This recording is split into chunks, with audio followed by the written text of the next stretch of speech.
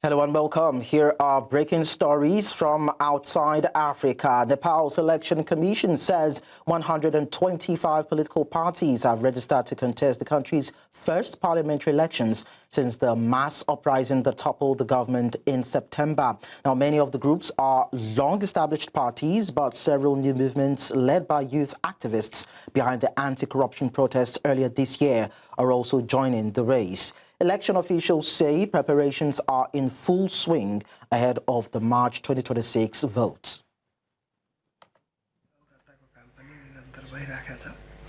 हाम्रो आयोगमा राजनीतिक दल दर्ताका लागि यो निर्वाचन घोषणा हुनुभन्दा अगाडि 10 वटा दल पेन्डिङमा थिए। अहिले 125 वटा दलले अनुमति पाइसकेका छन्। तोकिएको समयमा निर्वाचन हुन्छ र निर्वाचन शान्तिपूर्ण भयरहित स्वच्छ निष्पक्ष वातावरणमा निर्वाचन गर्नलाई आयोगले सबै तयारी सुरु गरिसकेका छ। र तोकिएको समयमा स्वच्छ निष्पक्ष भयरहित शान्तिपूर्ण वातावरणमा निर्वाचन हुन्छ। आयोगले विश्वास गरेको भनेको सबैजना निर्वाचनका लागि सबै दलहरू सबै नागरिकहरू निर्वाचन मार्फत देशमा नयाँ नेतृत्व छनौट गर्नको लागि उत्सुक हुनुहुन्छ भन्ने विश्वास राखेर हामी काम गरिरहेका छौं। In the United States, Zohran Mamdani has made history becoming New York City's first Muslim mayor. The 34-year-old Democratic Socialist and former state lawmaker won Tuesday's election, defeating former Governor Andrew Cuomo, who ran as an independent after losing the Democratic nomination. According to U.S. media, Mamdani secured just over 50% of the vote, while Cuomo garnered about 42%. Analysts say the race underscores a generational and ideological shift within the Democratic Party, one that could reshape its national outlook. Mamdani says his victory shows how Democrats can challenge former President Donald Trump's influence in American politics. In this moment of political darkness, New York will be the light. Here, we believe in standing up for those we love. Whether you are an immigrant, a member of the trans community, one of the many black women that Donald Trump has fired from a federal job. After all, if anyone can show a nation betrayed by Donald Trump how to defeat him, it is the city that gave rise to him.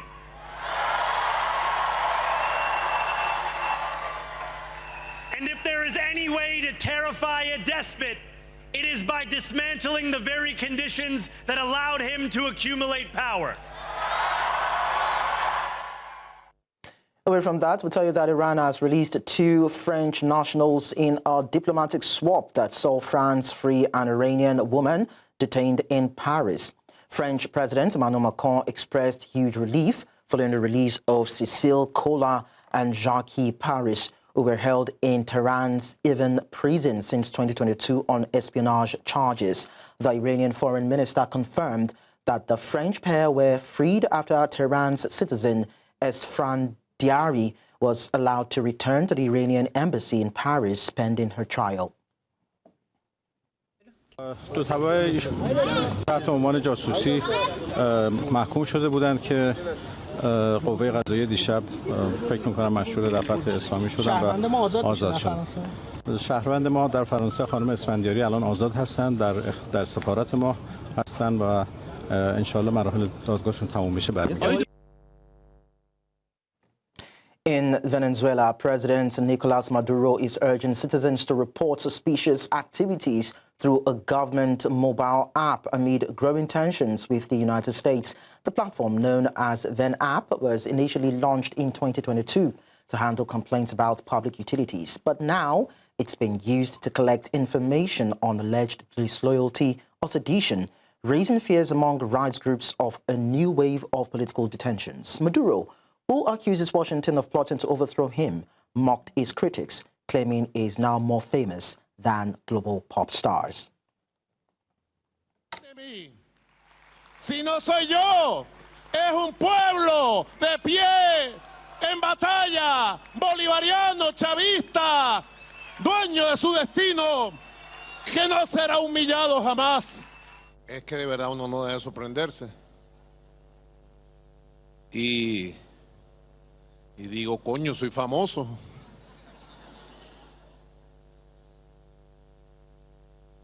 Soy más famoso que Taylor Swift en Estados Unidos ahorita. Que Karol G. Soy más famoso que Bad Bunny.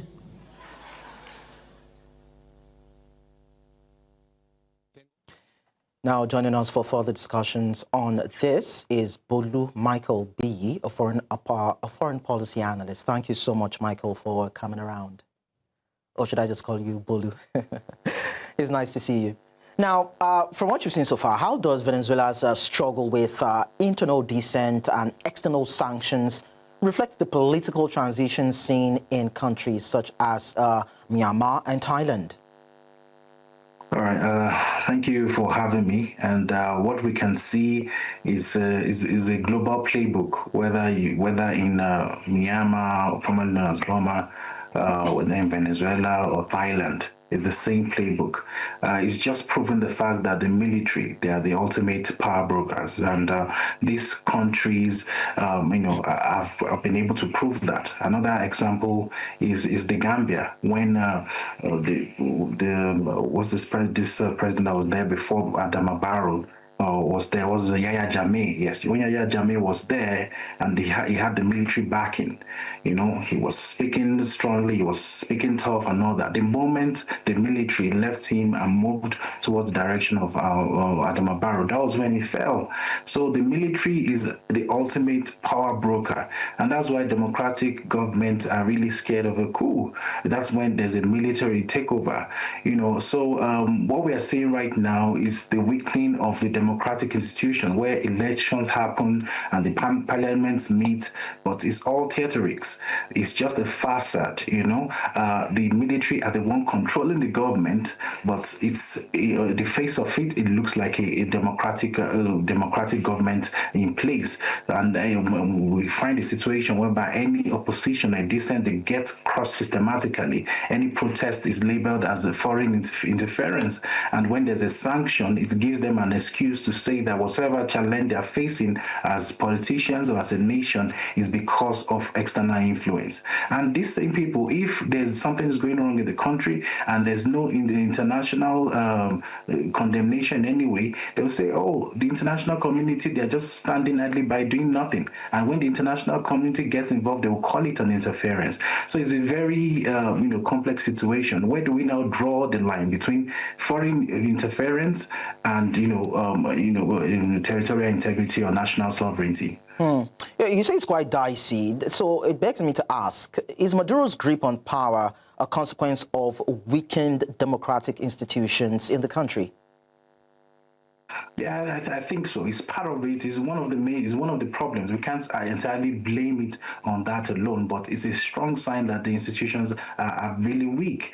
When we talk about, and it takes a three-step process. First of all, the judiciary, they become a rubber stamp, and then the electoral commission, the local electoral commission, they lose their independence, and then the legislature, they become irrelevant. And that's why I'm scared of the current situation in our country. We need to strengthen our institutions so that we don't become as weak as as Venezuela. But back to the issue. Once these institutions, they lose their credibility, the autocrats, the autocratic regime, they kind of now legally have they kind of now becoming fundamentally legal, and back onto the question on the global fatigue. Yes, it's a sign that the world is tired of democracy, because democracy right now is not meeting the needs of the people. And what's the alternative? The opposite of democracy will be the military rule.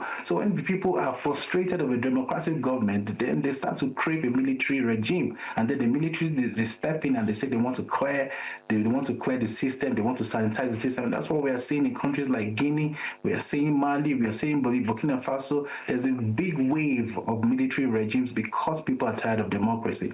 So that's what's playing out in Venezuela as well. All right. So then, of course, you made mention of the attending effects, but then let's equally still look at the long-term dangers which might arise when military-backed governments facing both domestic unrest and external pressure reshape democracy to actually justify their dominance. Okay, so what we are seeing right now is that the military, they are weaponizing democratic language. They're using democracy as a tool to perpetrate their agenda. So we're having all over the world different kind of fake democracies, and it's becoming normalized because elections and the constitution, they exist, but they are just covering dictatorship in respective countries.